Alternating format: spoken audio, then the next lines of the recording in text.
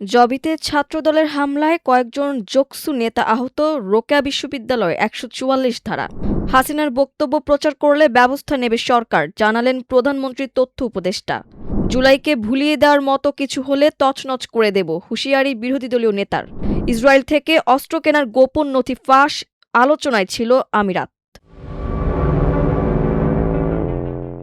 জগন্নাথ বিশ্ববিদ্যালয় জবিতে বিশ্ববিদ্যালয় মঞ্জুরি কমিশন ইউজিসির চেয়ারম্যানের উপস্থিতিতে আয়োজিত এক অনুষ্ঠানে প্ল্যাকার্ড প্রদর্শনকে কেন্দ্র করে উত্তেজনা ও হামলার ঘটনা ঘটেছে। দ্বিতীয় ক্যাম্পাসের কাজ সেনাবাহিনীর কাছে হস্তান্তর, অস্থায়ী আবাসন প্রকল্প দ্রুত বাস্তবায়ন, মেডিকেল সেন্টারের উন্নয়ন সহ বিভিন্ন দাবি তুলে ধরতে গিয়ে ছাত্রদলের নেতাকর্মীদের হামলার শিকার হয়েছেন বলে অভিযোগ করেছেন জগন্নাথ বিশ্ববিদ্যালয় কেন্দ্রীয় ছাত্র সংসদ জোকসুর প্রতিনিধিরা। মঙ্গলবার বিশ্ববিদ্যালয়ের কেন্দ্রীয় মিলনায়তনে ইউজিসি চেয়ারম্যানের একটি অনুষ্ঠানে প্ল্যাকার্ড নিয়ে প্রবেশের সময় এ হামলার ঘটনা ঘটে বলে অভিযোগ করেন জোকসুর প্রতিনিধিরা। ঘটনার প্রতিবাদে বিক্ষোভ কর্মসূচিরও ঘোষণা দিয়েছেন তারা। হামলায় আহত সাংবাদিকদের মধ্যে সুহায়েল আহমেদ, মোহন খন্দকার, আবদুল্লাহ আল মামুন, রজব আল ফাহিম, কামরুজ্জামান কায়েস, জুয়েল মিয়ার নাম জানা গেছে।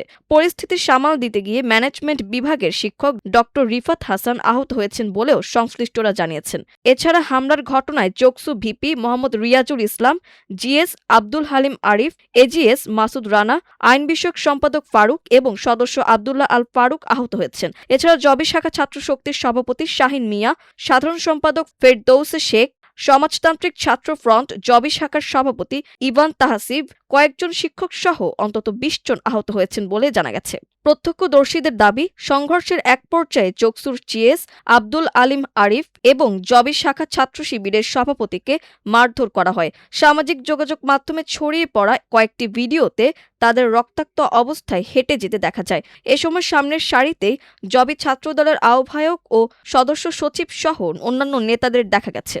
জোকসু সূত্রে জানা গেছে, বিশ্ববিদ্যালয়ের দ্বিতীয় ক্যাম্পাসের কাজ দ্রুত সেনাবাহিনীর কাছে হস্তান্তর, কেরানীগঞ্জে অস্থায়ী আবাসন প্রকল্পের কাজ দ্রুত বাস্তবায়ন, মেডিকেল সেন্টারের সুযোগ সুবিধা ও চিকিৎসা সেবা উন্নয়ন সহ শিক্ষার্থীদের বিভিন্ন দাবি প্ল্যাকার্ডে তুলে ধরার উদ্যোগ নেওয়া হয়। ইউজিসি চেয়ারম্যান বিশ্ববিদ্যালয়ে আসায় তার সামনে এসব দাবি তুলে ধরতেই জোকসুর প্রতিনিধিরা প্ল্যাকার্ড নিয়ে অনুষ্ঠানে প্রবেশের চেষ্টা করেন। প্ল্যাকার্ড নিয়ে কেন্দ্রীয় মিলনায়তনে প্রবেশের সময় তাদের বাধা দেওয়া হয়। এক পর্যায়ে জোকসুর প্রতিনিধিদের সঙ্গে ছাত্রদলের নেতাকর্মী ও প্রশাসনের সংশ্লিষ্টদের সঙ্গে কথা কাটাকাটি ও ধস্তাধস্তির ঘটনা ঘটেছে বলে জানা গেছে। এ সময় তাদের কাছ থেকে প্ল্যাকার্ড কেড়ে নিয়ে ছিঁড়ে ফেলা এবং তাদের ওপর হামলা করা হয়েছে বলে অভিযোগ করেছেন জোকসুর প্রতিনিধিরা। জগন্নাথ বিশ্ববিদ্যালয়ের শাখা ছাত্র শক্তির সভাপতি শহীন মিয়া বলেন, হামলায় অন্তত ১০ থেকে ১২ জন আহত হয়েছেন। আমাকে মুখে, নাকে, পায়ে ও হাতে লাথি মারা হয়েছে। তারা এলোপাতাড়ি মারধর করে আমাদের কয়েকজনকে আহত করেছে। এদিকে বেগম রোকেয়া বিশ্ববিদ্যালয়ে বেরোবি ক্যাম্পাসে শান্তি শৃঙ্খলা বজায় রাখতে ১৪৪ ধারা করা হয়েছে। বিশ্ববিদ্যালয়ের proctor professor doctor Mohammad Ferdous Rahman বলেন, ছাত্রদল ও ছাত্র শিবির একই সময়ে বিক্ষোভ মিছিল ও সমাবেশের কর্মসূচি দেওয়ায় আমরা বিশ্ববিদ্যালয়ে পরিবেশকে শান্ত ও স্থিতিশীল রাখার জন্য ১৪৪ ধারা জারির সিদ্ধান্ত নিয়েছি। সোমবার বিশ্ববিদ্যালয়ের স্বাধীনতা স্মারক মাঠে জুলুমের বিরুদ্ধে জুলাই শীর্ষক একটি প্রদর্শনীতে টানানো ব্যানারকে কেন্দ্র করে ছাত্রদল ও ছাত্র শিবিরের মধ্যে দফায় দফায় সংঘর্ষ হয়। ইট ও পাটকেল নিক্ষেপ, চেয়ার ছোড়াছুড়ি এবং ধাওয়া ও পাল্টা ধাওয়ার উভয় পক্ষের কয়েকজন আহত হন।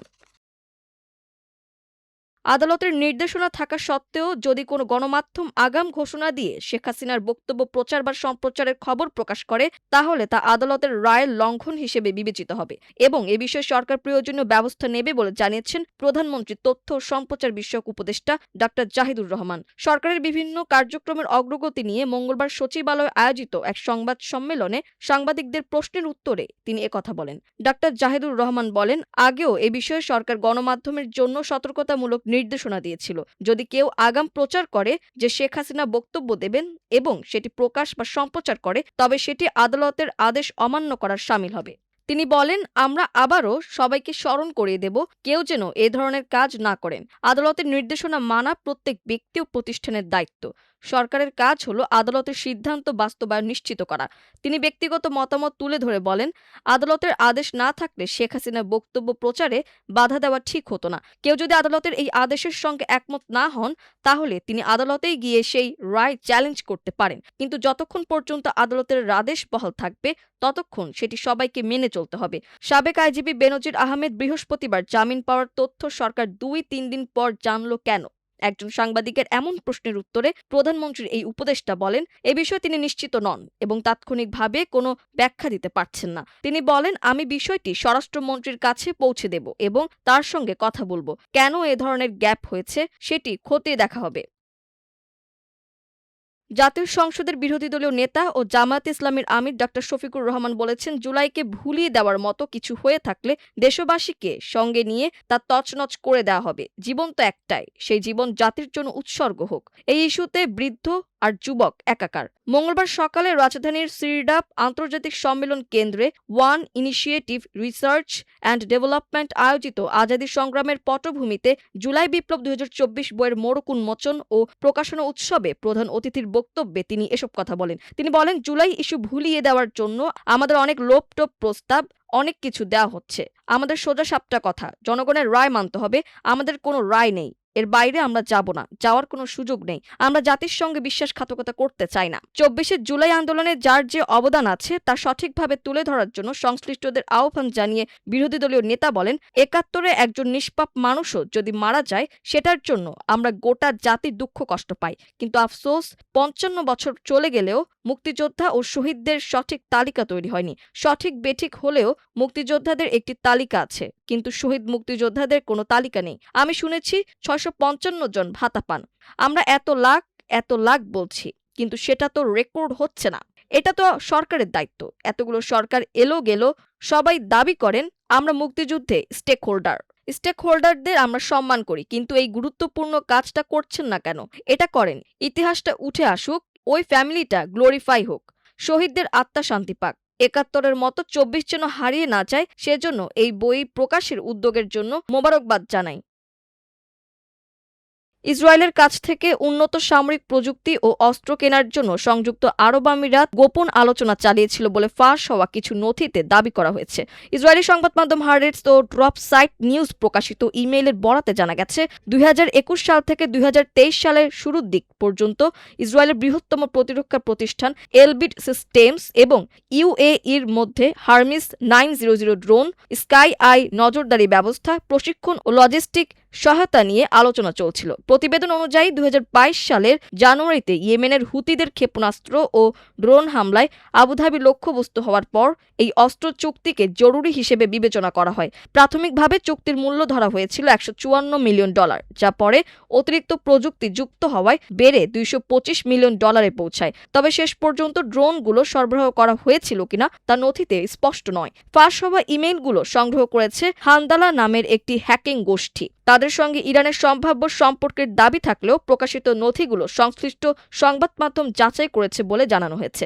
নথিতে আরও উল্লেখ রয়েছে, ২০২২ সালের মার্চে ইসরায়েলের প্রতিরক্ষা মন্ত্রণালয়ের একটি উচ্চ পর্যায়ের প্রতিনিধি দল ইউএই সফরের প্রস্তুতি নিচ্ছিল। তাদের পরিকল্পনায় এমন একটি উন্নত নজরদারি ব্যবস্থা ছিল যা সীমান্তের বাইরেও ক্ষেপণাস্ত্র ও ড্রোন উৎক্ষেপণ শনাক্ত করতে সক্ষম। এছাড়া স্কাই স্ট্রাইকার লয়টারিং মিউনিশন এবং হারমিস 650 ড্রোন নিয়েও আলোচনার তথ্য উঠে এসেছে। বিশ্লেষকদের মতে এই নথি ফাঁস ইউএই ও ইসরায়েলের প্রতিরক্ষা সহযোগিতার গভীরতা প্রকাশ করেছে। ২০২০ সালের আব্রাহাম অ্যাকর্ডস এর মাধ্যমে সম্পর্ক স্বাভাবিক হওয়ার পর দুই দেশের নিরাপত্তা সহযোগিতা ধারাবাহিকভাবে বেড়েছে। মধ্যপ্রাচ্যে ইরানকে ঘিরে চলমান উত্তেজনার মধ্যে এই তথ্য উপসাগরীয় অঞ্চলের নতুন সামরিক সমীকরণেরও ইঙ্গিত দিচ্ছে। মাল্টিমিডিয়া ডেস্ক, আমার দেশ।